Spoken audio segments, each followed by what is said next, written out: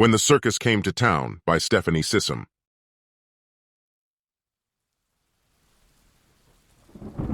The tents appeared in the middle of the night, without preamble. There was some heated discussion at City Hall, because not even the mayor knew they were coming. They must have worked out something, though, because the Gypsy Circus stayed. Our town wasn't big enough to support even a fair, so this was big news. That was how I found myself with my older brother Tommy and his friends that evening. I was just 15 then, and though we were in a small town now, my mother hailed from Boston. There was no way she would cut me loose to run around on my own, but if she'd known how bad Tommy and his friends really were, she would have known I was much better off alone. "How much money you got?" Frankie asked, punching my shoulder. Of the 3 older boys, I hated him the most. He regularly hit, kicked, and ridiculed me, while my own brother laughed about it. He was twice my size. I was a runt back then, but I dreamed of the day I could stand up to him. Stand up to them all. I gave him the 20 Mom had given me, but not the 5 I had tucked in my hat bill. If nothing else, I wanted to sneak a candy apple later. Dad was a dentist, and we didn't have things like that around my house. They abandoned me when we walked inside that midway. I'd never been to a circus before. There weren't many rides, but huge tents loomed everywhere. Barkers told us to come one, come all. See the magnificent beasts of the wild, or the horrifying freaks of nature. I laughed at that one. I'd ridden in with the freaks of nature. Still, I wanted to see a lion. They looked so majestic on television. Reluctantly, I parted with $2 and stepped inside. The tent smelled of sawdust, sweat, and dung, but inside were the most fantastic creatures I'd ever seen. I picked a peanut off the ground and fed it to an elephant, then sat on a bench to await the show. The lions were my favorite part. I knew they were big, but I never expected anything that huge.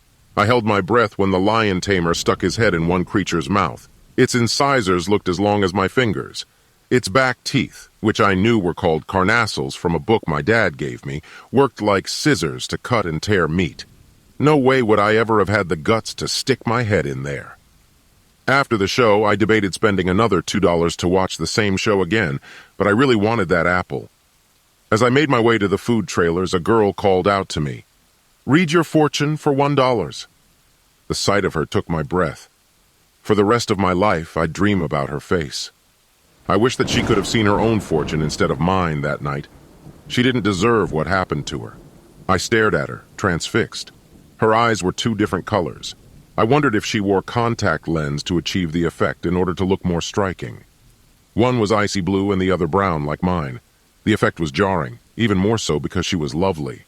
Long black hair, full lips, dressed like a genie from a TV show with her smooth, tan belly bared. Hormones trumped hunger, and I let her lead me into her tent. She took my palm and stretched it out in front of her.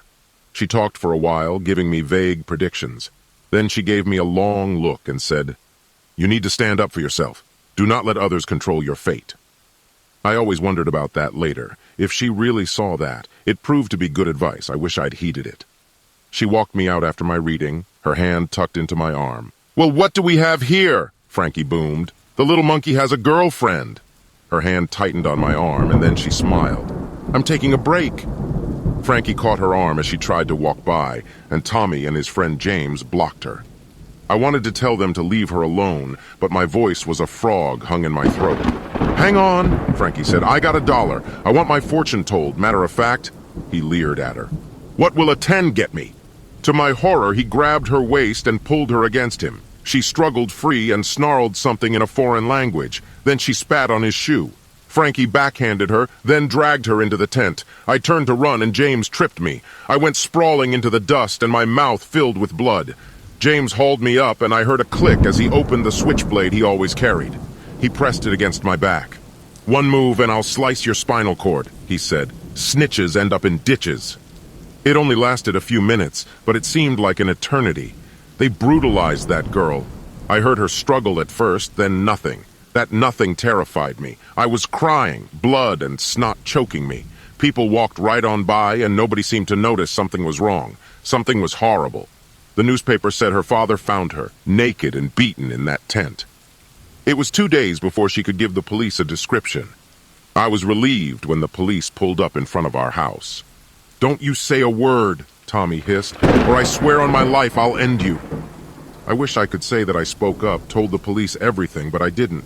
I thought her description would be enough, and the DNA, but I misjudged small-town politics. Frankie, Tommy, and James spun some story about the girl being a prostitute and soliciting them for money. They said she grew angry when they didn't have enough and threatened to cry rape if they didn't bring her money.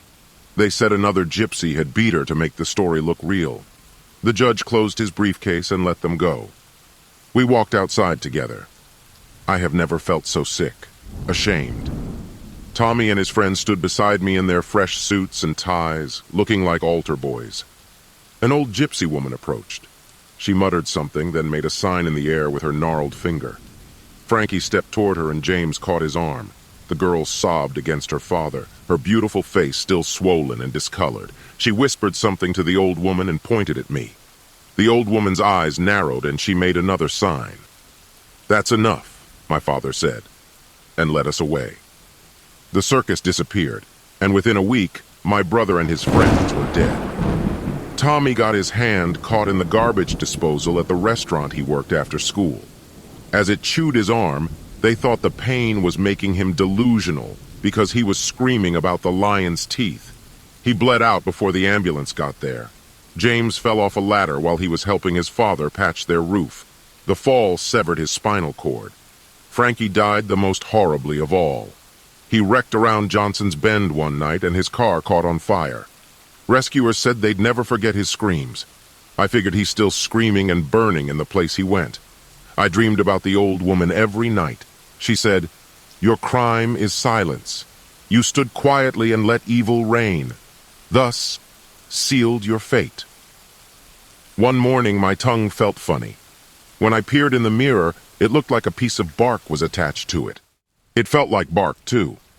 Mom was still in her room, so I didn't bother her. I somehow knew it was my time. I went to the woods behind our house. My steps grew heavier as I walked, and I could barely drag my feet through the leaves. When I looked down, my legs no longer looked human. They were forming into a tree trunk. Roots curled from my toes and spiked into the ground. I raised my hand to feel my tongue and my arm froze there. Bark raced down it, falling in place like Legos connecting, covering what was human. With no surprise, I saw the girl walk out of the woods. "I know it wasn't your fault," she said. "I begged my Baba for mercy. She said you must learn a lesson. You will be a tree until you grow and mature enough to bear fruit. When the first apple falls from your tree, you will be human again. I hope you will always stand up for yourself and others after that." It took 3 years, but I am still thankful for that lesson.